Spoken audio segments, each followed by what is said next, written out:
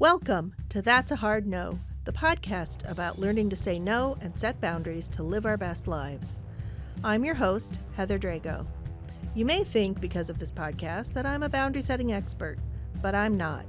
I'm an expert at struggling to set boundaries. But you know what? I'm working on it, and it is getting easier. Follow along with me as I learn from fellow strugglers and experts so that you too can start saying no without feeling fear, guilt, or FOMO. You don't know where to go. Unfriendly applications got you feeling low. You're not sure what to do. Weight of expectations is coming down on you. There's a phrase you should know. Tastes so much sweeter than hello. That's a hard no. Is it better to be kind or respectful? Framed differently, is it better to be respected or to be considered kind? Of course, this is a false dichotomy. We should all be kind and respectful, respected and kindly regarded. But as a woman in our Western society, it often feels like these two qualities are at odds. If I'm at a restaurant and my food comes out incorrectly or is low quality or something, will my server hate my guts for asking them to take it back? When I'm trying to get the attention of the store clerk because I have to ask them a question, how long should I stand there smiling before speaking up? Will I be considered rude for not just waiting to catch their eye? And it's not always as low stakes and self-advocating as being a customer. If the first thing someone says about me in the workplace is, "Oh, Heather is so nice to work with," does that mean they're not saying how strong of a leader I am, that I'm a creative contributor, and that I run a tight ship? Will I get trampled on by my employees because I'm too nice? It's not an easy question to answer, and frankly, it's not a fair situation to be in, but it's one we all have to struggle with at some point in our lives. Personally, I set that kindness bar pretty high, and I try to help everyone feel liked and respected. Only a little people-pleasing, thank you very much. But I'm not afraid to be impolite, to be treated with respect. In many ways, our mission of preaching the power of setting boundaries is our little answer to this question. Just saying no when you should and saying yes when you want to.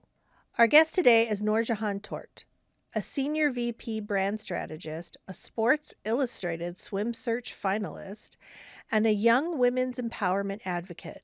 Her answer to this question is clear. It's more important to be respected than to be liked. She has made it her mission to get women excited about the prospect of falling on their faces over and over if it means they're making their one life on this earth count. With an MBA from Columbia University and an MPH from UCLA, she hopes to inspire women with her message of empowerment, resilience, and living life to the fullest. NoorJehan, thanks so much for joining us. Thank you, Heather. Thanks for that intro.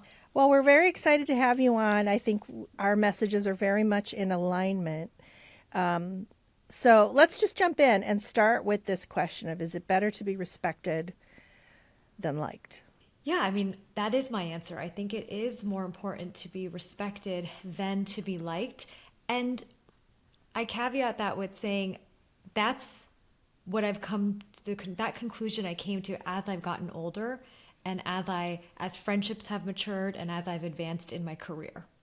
So I do think that as we take on more responsibility and more accountability, that question of whether we need to be respected or liked matters more than what I would tell my younger self or younger children. But especially for the women that I talk to, or the women that are on my team, right? They're in their 20s and early 30s and really finding their voice and finding their identity in their careers, in their relationships, and their friendships. I do think you have to be respected, because everyone liking you doesn't necessarily get you to your dreams. Right. But everyone respecting you can help you get to and achieve your dreams and your goals. And I say that without giving some kind of specific example, because I hope that in saying that, someone is thinking about their drive, their goals, their dreams, and understanding that if you're respected, people will help you. Yeah. I know that I've struggled with this in my 30s and 40s, and now I'm in my early 50s. And it was this realization that I cared too much about people liking me. And that was part of the reason why I wasn't setting boundaries and why I was so burnt out and feeling so taken for granted and, all the things that we resent, right? But I was coming from that motivation of wanting people to like me. And so once I kind of got over that and decided that isn't what's important to me, there are going to be people who are mad at me or don't like me, and that's not my problem. That's not my problem. There are other people in the world, they'll like me. That it really made it a lot easier to say no and set boundaries and establish my wants and needs. I agree. And I will say and I'm still coming to that conclusion, right? I'm still It's always a accepting work and in progress. understanding that not everyone's going to like me, but no one's perfect. I'm far from it. That, when I don't know if it felt like this for you, Heather, when you get to that conclusion that it's okay for everyone not to like me, I think I over-indexed where I'm like, I really don't care if you like me or not. And so I think we have to find that balance of saying, I'm not going to be consumed with why you don't like me, but I'm not also going to actively make you dislike me. And I think finding that balance, because it's so great to say, I don't care. And for me, I was like, I don't care at all. But in not caring, I had to check myself and make sure that I wasn't actually intentionally doing things to make people dislike me, and just focusing on myself. Right. And I know it's like when I make the intentional choice not to go socialize or not to go out because perhaps the folks that are going to be out are just not the people or not the energy that I want to be around that night, maybe because I sense that I'm not their cup of tea or vice versa, it's really empowering to say, I think I'm just going to stay home. I think I'm going to stay home and be productive, or just, call up some of my friends and talk to them about all of our lives things. Yeah. It's so funny that we're having this conversation because I think about this a lot. And so in my pile, everyone says, what are you reading? And the joke is, well, what do you mean? What is the pile of books on my nightstand that I'm going to get to eventually? I just picked up this book. I don't know if you can see it. The Courage to be Disliked. So this is on my reading list that I'm going to get to. So if anyone's looking for a book to read and wants to check it out, I think there's empowerment in there. You don't want to be rude. You don't want to actively go out there and offend people, but you have to trust people to kind of get over it. And if you can't own their feelings, right? You can't make it such a big deal. I feel like once you get past or beyond the worry about whether or not someone likes you, then you can really focus on what's important, what your priorities are, what your goals are, things like that. Absolutely. The other thing I thought might be fun to talk about for a second is the difference between being nice versus being kind.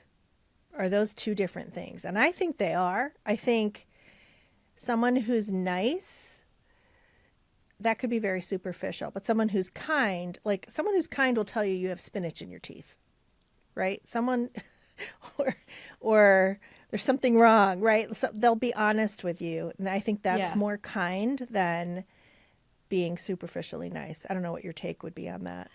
Oh, I love your take on it. That's a really interesting.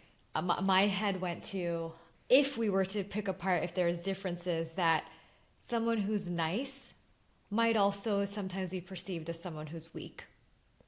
But someone who's kind, I don't necessarily think that they might be mistook. That kindness might be mistaken. I know some people that's a saying, but I think it's that when you describe someone as nice, they are someone who, might be a pushover. You can finagle them to finish a PowerPoint deck at 4:45 on a Friday, and they'll just say yes to it because they're nice. But someone kind might know exactly how to say no to you and protect their boundaries without making you feel offended, and with giving you the reassurance that this will get done next week before it goes to clients. But it's not getting done at 4:45 p.m. on a Friday. Yeah. So Yeah. that's where my, and I guess I'm in work mode too. So that's where my head went with the difference between nice and kind. Yeah. Yeah.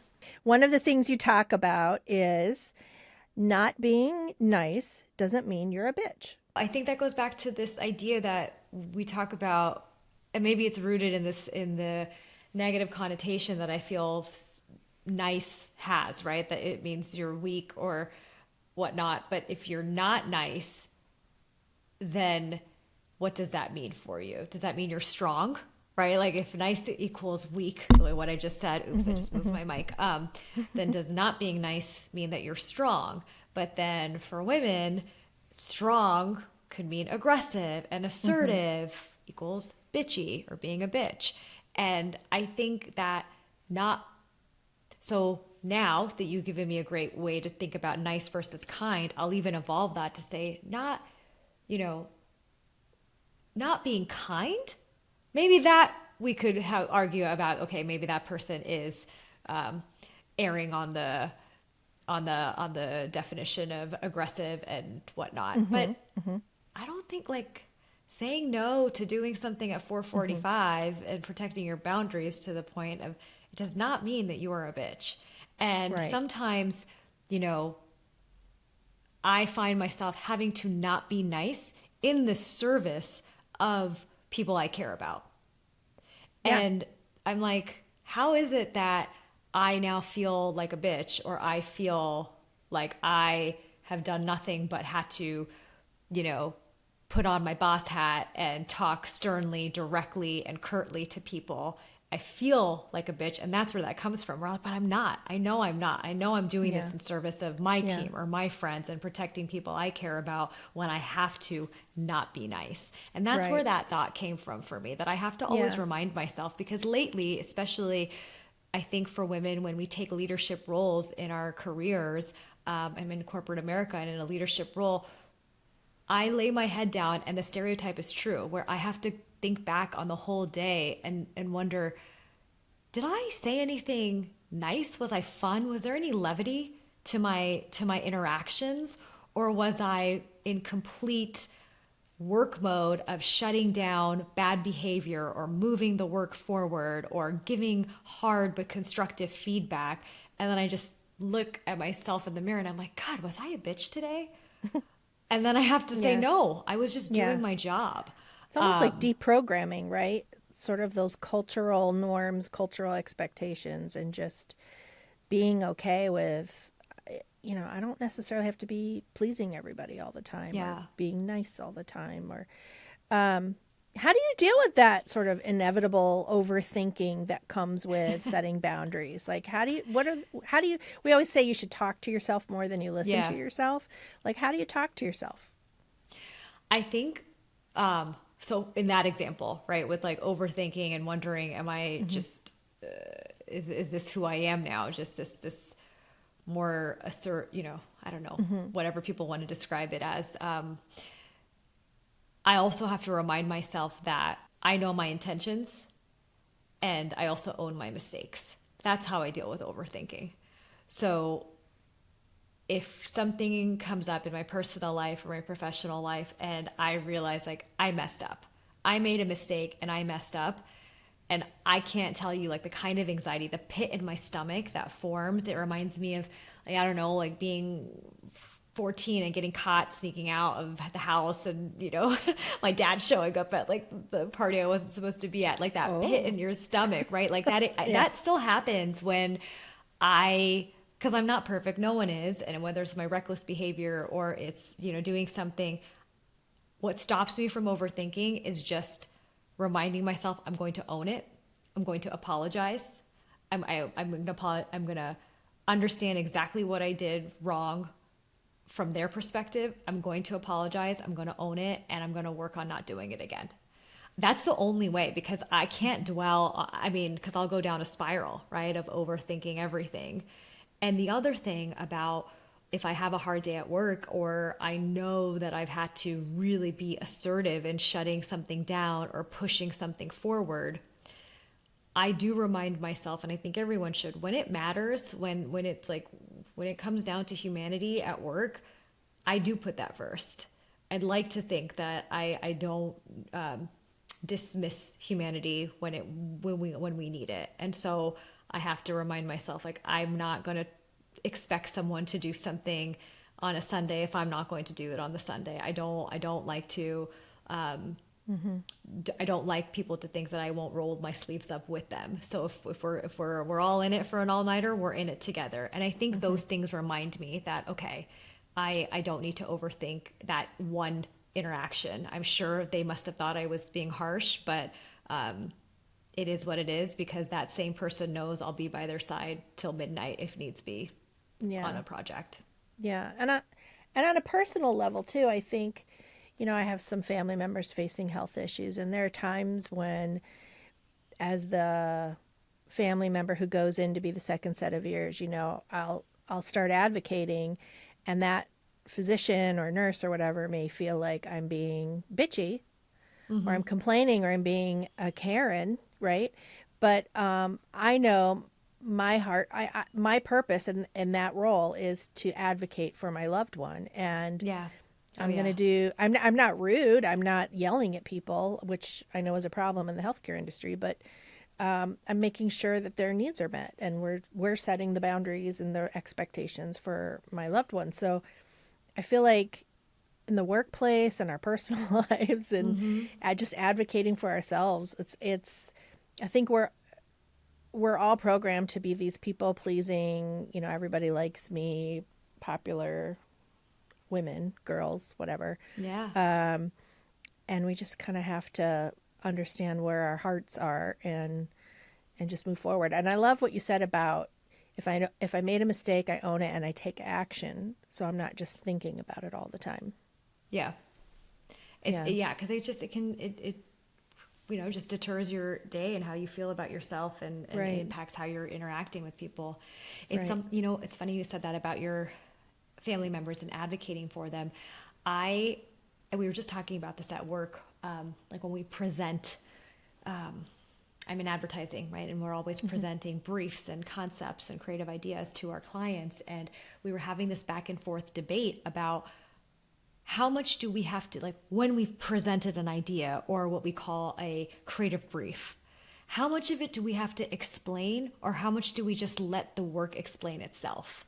Right? And there's two schools of thought, that when you are you present it and then you try to explain it for your clients, you are almost overcompensating, that it's not easy. If it can't be understood on its own without your voiceover and your explanation, then that means you're overcompensating, or you're defending the work. But if you just let it out and let it breathe, then perhaps it stands on its own.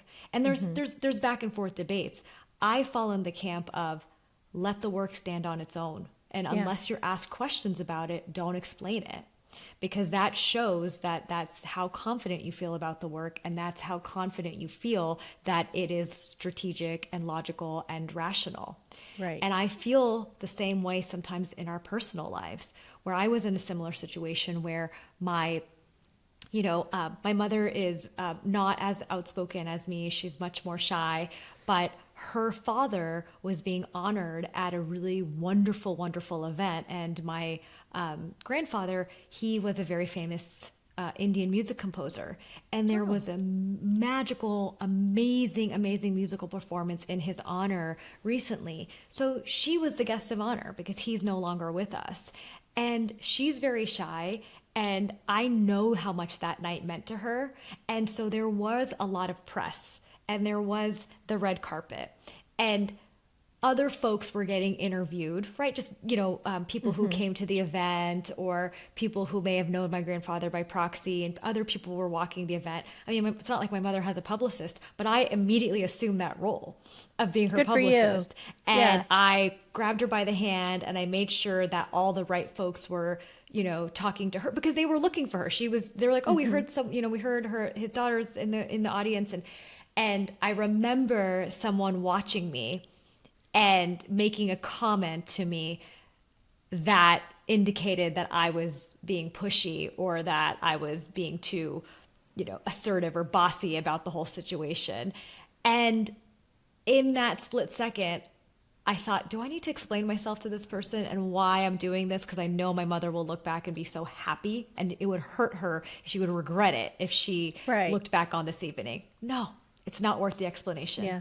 It's not worth the explanation, because then it seems like I have to defend my behavior when I don't feel like I have to defend this behavior. I know what I'm doing and I know why I'm doing it. And I just ignored the comment and I went on my way, and my mom had a fabulous evening.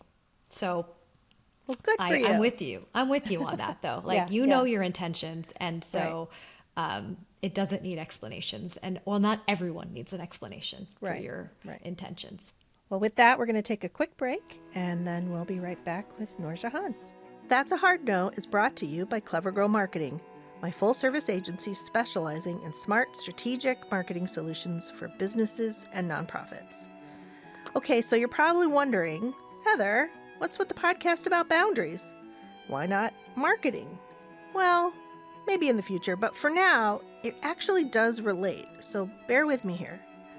Smart marketing, strategic marketing, requires knowing what to say no to and why. Businesses and nonprofits get inundated with marketing options and offers every day. We help you cut through all that noise, focus on your specific needs, and develop actionable strategies that are doable and actually make sense.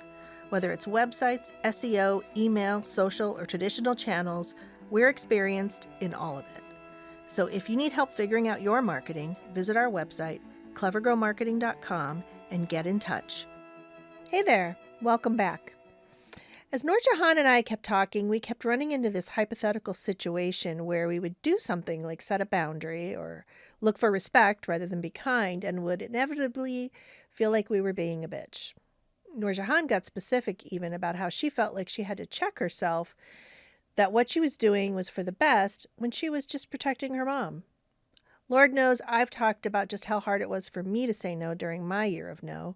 For weeks, I would be racked with guilt every time I self-advocated.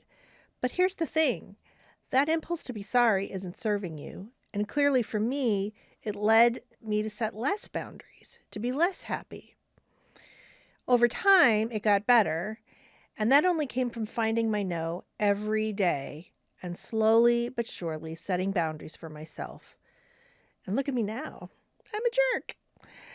All joking aside, personal growth is a huge part of learning to set healthy boundaries. NoorJehan and I talk a lot about growing in our conversation, and it's not always easy. And these situations were not hypothetical. Let me tell you, it's taken a lot of falling down and getting back up to get where I am in life. And from the story you're about to hear, NoorJehan can relate. And we're back with NoorJehan. Hello. So I love this notion of, falling on your face, that you encourage women to fall on their face as long as, they're taking full advantage of this one life. Tell me more about that. Yeah, I think where it started, I know where it started is my birthday in 2022, we were at a really fun restaurant, and it's one of those restaurants where the music's playing, you get up on your chairs and you're dancing and you're throwing the napkins around, and it's so much fun. It's so lively. And the evening had just started. Dinner hadn't even been served yet, but everyone was encouraging me, get up on the chair, dance, it's your birthday. And I do, and I fell off the chair. And I fell so hard, and of course no. everyone's cameras captured it. I was so lucky not to get seriously injured, but I still have the hematoma staining on my legs from falling on the chair. Like, it's a perfect straight line from the chair that like slammed right into my thigh. Ow. And my entire thigh bruised. It was black, and it was bad. I stayed through the dinner, and I enjoyed my birthday. And then when I got home, I was like, I think we need to go to urgent care. Oh, no. And I had to film my submission video for Sports Illustrated for their search competition. Oh. And I have this I mean, when I wish I could show you a picture, Heather, when I show you the size of this bruise, and it was the bruise was as black as my hair, covered my entire thigh and my calf. It was bad. And I should have been focusing on the fact that I need to be grateful that I wasn't more seriously Right. injured. But of course I was thinking, oh my gosh, like I have to film this submission video. I've been working so hard to try to build relationships with the Sports Illustrated editors and make it to, you know, a finals this year. And I decided after dwelling in self-pity for the day, I said, F it. I'm filming this video. I'm turning this into, you know, this is it. This is me in the video. And that's, I luckily there was so much footage of me falling on that chair, and I used that in my submission video. Really? And I said, you know what? Like, wouldn't you rather stumble living life than squander it standing still? Like, I'm living the life that I fought so hard for, right? I'm with all my loved ones. Like, I created this life. And if I don't stop to appreciate it, then what was the point of it? So this is the life. And if that meant I fell off the chair, but I'm living and I'm enjoying myself, then so be it. And that was a platform for my video. And I think that I just got really excited about that. That if I could look back, there's so many mistakes. Even now, like I feel like I screwed up 5 days ago about something. And, you know, I'm regretful. I'm upset about it. I need to make it right, or, you know, all of those things. I'm going through the process, but I'm also telling myself, you know what? You're living. You're living, and you're going to make mistakes if you live. But if you just sit in your house and don't talk to anyone and don't try to form bonds with anyone, or don't take a chance and try to trust people, then you're not living. So we're going to mess up. We're going to make mistakes. But that is so much better than just standing still, because you will not get a redo. I love that. And it reminds me, there's this saying that has stuck in my head. I heard a couple years ago, Glennon Doyle, if you're familiar with her. Love her. She says, she says, pain is a traveling professor. And I've sort of adopted that as failure is a traveling professor. We all fail. Everybody fails. Everybody messes up. I've been in business for 8 years. I'm going to be 55. Oh my God. Amazing. And I still mess up. I still do stupid things. I make dumb mistakes. I make the wrong choice, you know, and instead of beating myself up, it's, you know, my attitudes become, what can I learn from this? Yeah. What can I learn? You know? And our former co-host, Sarah Saunders, who's a therapist, she always says fail is first attempt in learning, right? It just means you got to keep trying. You got to keep trying. It takes practice, you know? Yeah. So I love that. I love that attitude. And I also love the gratitude you approached it with. Thank you. Yeah. What was their response? Did they comment on that approach? And no, I didn't even make it to interviews that round. I didn't I didn't even advance that. So I really don't know what they thought of it. Well, clearly. But you got something out of it, which is even more important. I really did. I really did. And you know, and I say that, but it didn't.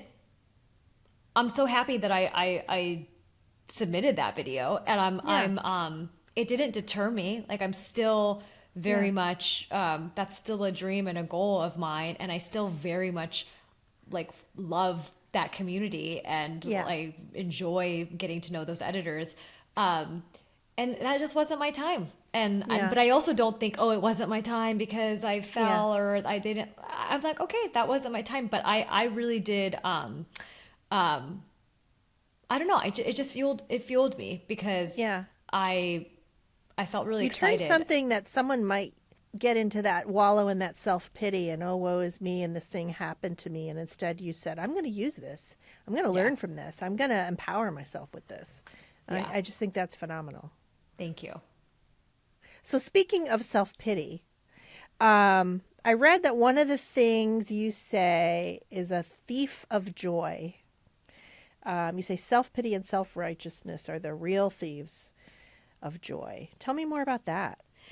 Yeah, I think we always read about jealousy being a thief of joy, and anger and the inability to forgive are thieves of joy. I don't disagree with that. I really do believe that. But I think all of those can be rolled up into what that does is makes you wallow in self-pity. If you're jealous or you cannot forgive or you're angry about something or you're comparing, like, that's what it is. Obviously comparison is a thief of joy. And so but in comparing, you are then pitting yourself.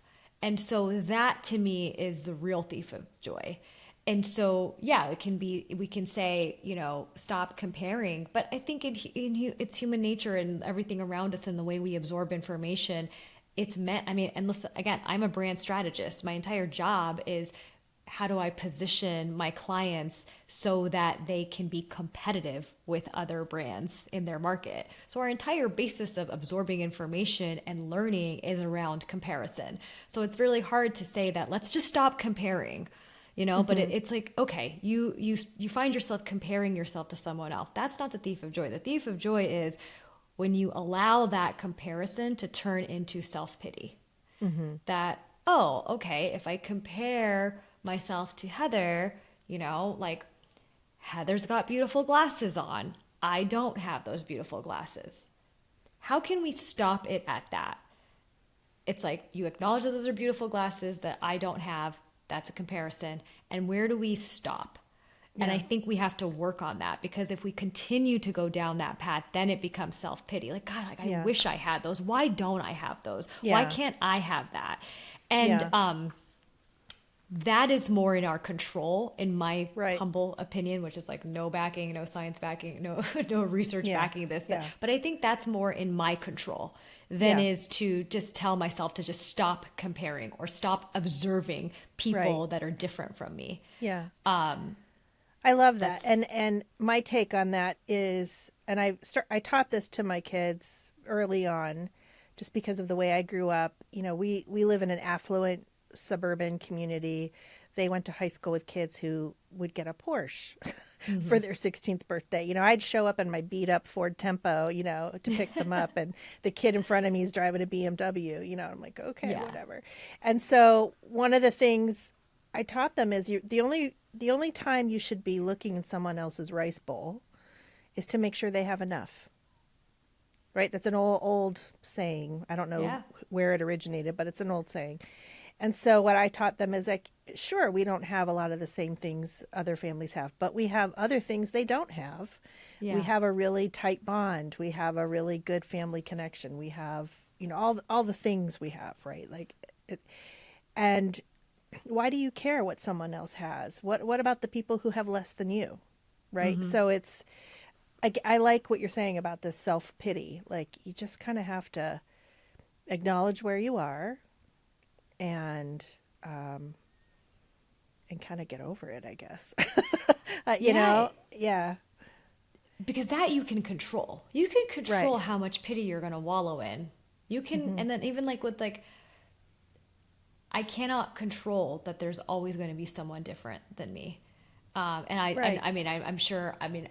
I remember, I've heard this from many people, but I remember the first person that I heard it from was one of my best friend's moms, who said, as we were, kind of going out into the world, we were moving to Los Angeles and we thought we were on top of the world, from small town girls moving to LA. And she said, listen, there are going to always be women prettier than you, smarter than you, taller than you, funnier than you, more driven than you, luckier than you. And you have to start being okay with that, because that does not at all take away from who you are and what you are trying to pursue. But you've got to be okay with that. Otherwise, life is going to be very hard. Yeah. And it's almost like my first night in Los Angeles, those words I had to like dig deep and remember. And, it's so true. Like that I can control. So, the self-pity, and I think we all do it, because you think all you're doing is just comparing, but you're wallowing. And I think, like, I also think self-righteousness, right? Because if someone's doing something different than you, and you might be jealous or might be upset at yourself for not doing something different while you're watching someone take a risk or take a chance, then you have some judgment to make on it, and you decide that, you're giving sage advice, or you are, unsolicited opinion, I think there's a little bit of self-righteousness in that. And that also is just be happy for other people. If they're choosing Right. if they're charting a different path, and I say this from experience of, instead of being vague, like we're charting a different path as it comes to family planning and trying to figure out how we're going to have children. And it's not the traditional path, and we get a lot of unsolicited advice about it.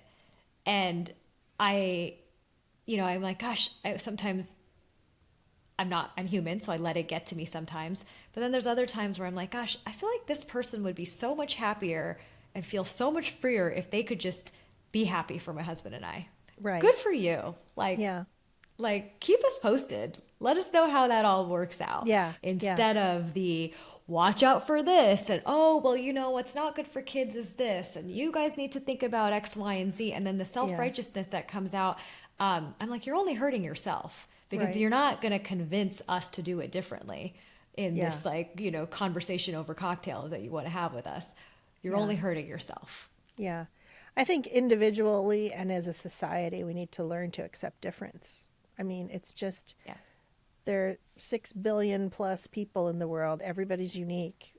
Not everyone can conform to one person's idea Yeah. of reality. So, yeah, I'm 100% with you there. So, I'm intrigued because we're both in the marketing and advertising world. I own a marketing agency. I deal with brand strategy all the time.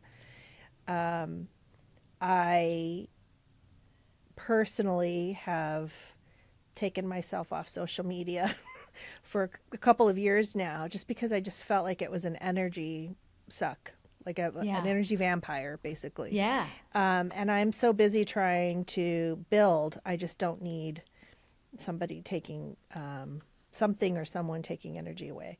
And so, as we're talking about comparing to others, I'm thinking about social media and stuff like Yeah. that. What are your thoughts about how we should talk to ourselves if we're using social media, or how we should set boundaries around social media, or just your general thoughts?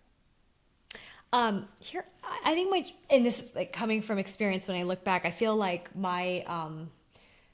the age group that I'm a part of, we very much were young adults prior to Instagram. Yes. And then post Instagram. Like I think I'm in that era of people that were not influencers and then became influencers, and so we've seen both. And so when I look back, I think that whenever you're starting to have negative self-talk as it relates to social media, we might have to ask ourselves, what is it about real life that is not going right, or that there's discontent or gaps, or where you're feeling unfulfilled? Because then you're more susceptible to negative self-talk from scrolling on social media. But the more content those phases of life where I felt more content in my real life with my health, my career, my personal relationships, I wasn't getting sucked into negative self-talk around social media. I also felt less need to consume social Yeah. media. And Yeah. so when we are in those in those patterns, that's when I think we have to, and I think it's much harder for younger children. And I can't speak on that because I do not have children, but Right. as young women, if you're I would look back and say, yeah, if I was not in a good place in a personal relationship or in work, it was much harder for me to be on social media. Yeah. And Yeah. I mean, Heather, what I did, I just took, I've always had like a private Instagram account, for almost all my life. And, I think, having a public account is part of this, like, putting myself out there for Sports Illustrated Swim Search competition, but then also pursuing things like what I'm doing right now with you, right? Like I've always had this on my bucket list, and I was like, I want to get into speaking and connecting with people and talking. I remember when I started doing it, someone had given me advice. You need to make a public Instagram. And the first comment I said, I have so much respect for content creators and influencers. That's not my goal. Yeah. That's not my talent, and that's not my goal. So how can I do this? Where's the balance so that I don't get sucked into that and forget that that's actually not what I am. I'm a storyteller, I'm a writer, I'm these things, I'm a strategist. But I always had a private account, and I kid you not, I started a new role in this new year at my corporate job. Oh, good for And you. it's taking a lot more responsibility. I am now, co-lead of our entire strategy group, and I take it very seriously. I'm really proud of that achievement. But something just came over me, and I said, you know what? It's time. And even though it's a private account, I had about like 300 followers. For me now, it's a photo journal of my entire life because I posted a lot of our trips and whatnot on it. I just removed all the followers. And I said, you know what? I don't need this. Like I don't know. I just felt like it didn't serve anything in that moment anymore to have everything out there, or to keep consuming content and putting it out there.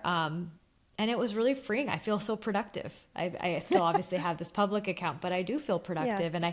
And it's just been a week. But when I know when it's someone's birthday, I'm looking on my calendar, or it's actually giving me a lot of clarity of who are the important people in my life that Yes. I am 100%. texting, that I am Yeah. keeping in touch with, and that I'm doing it intentionally.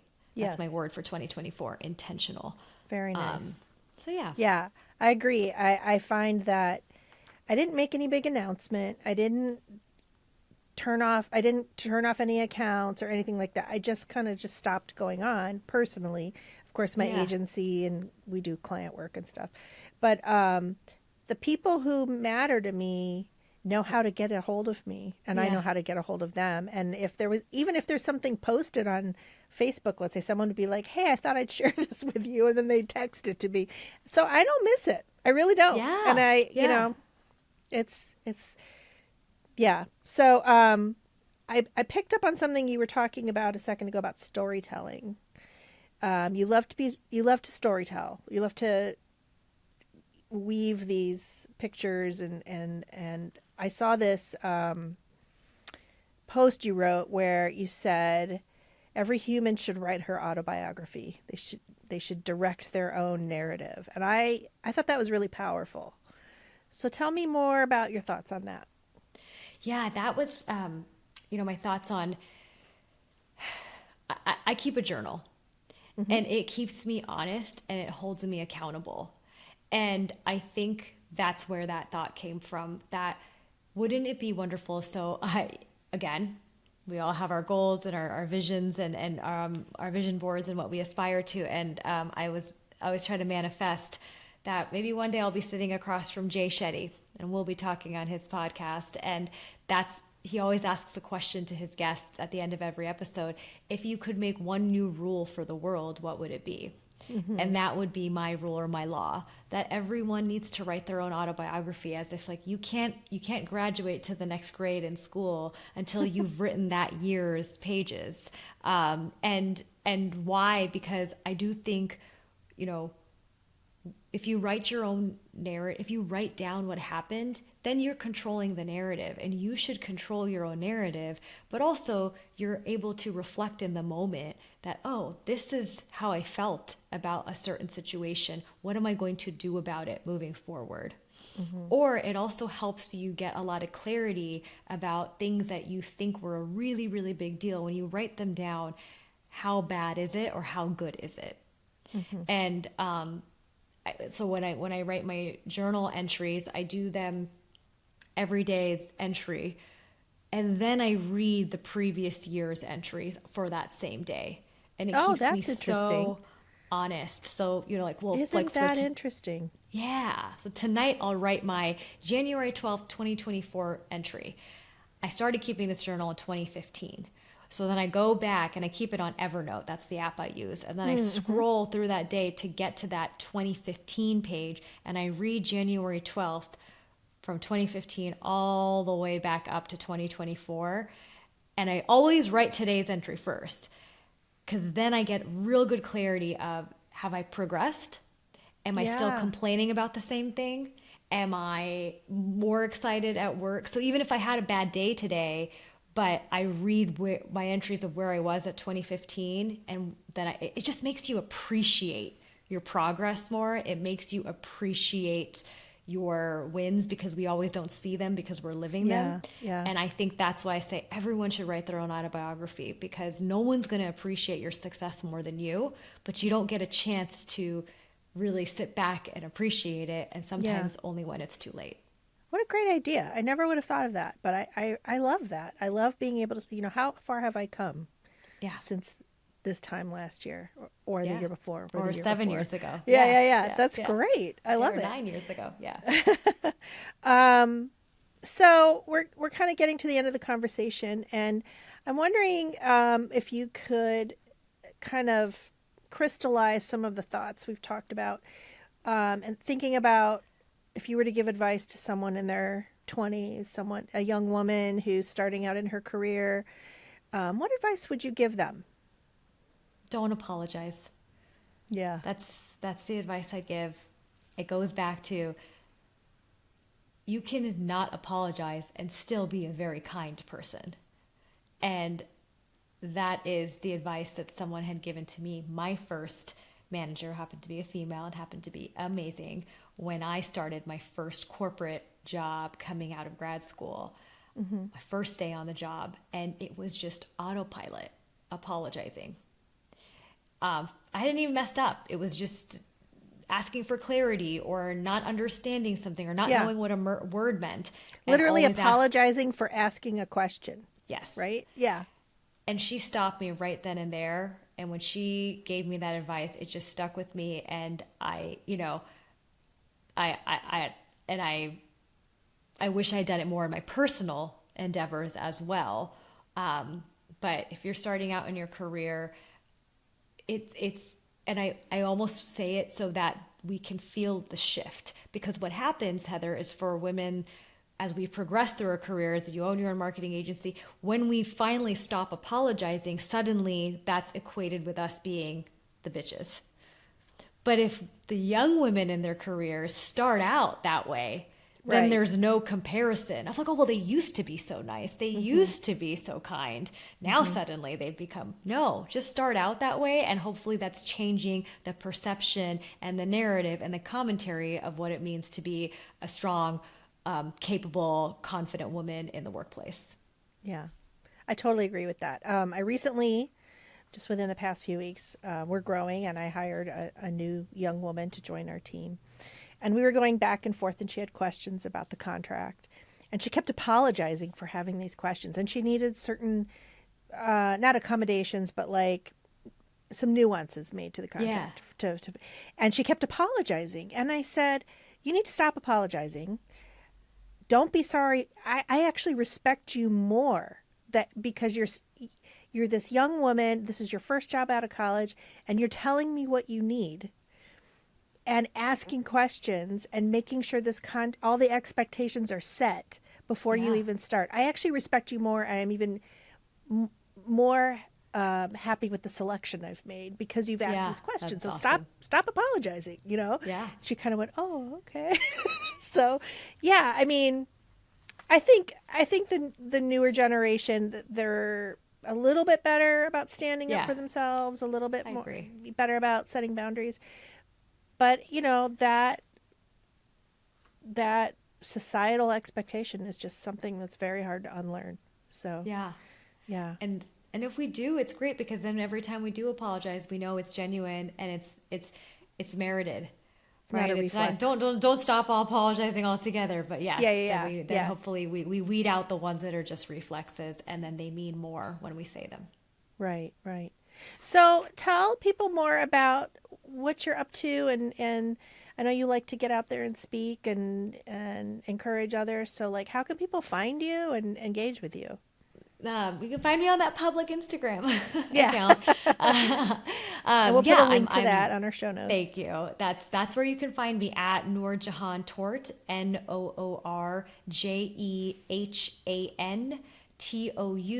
Tourte. I made it really short and simple.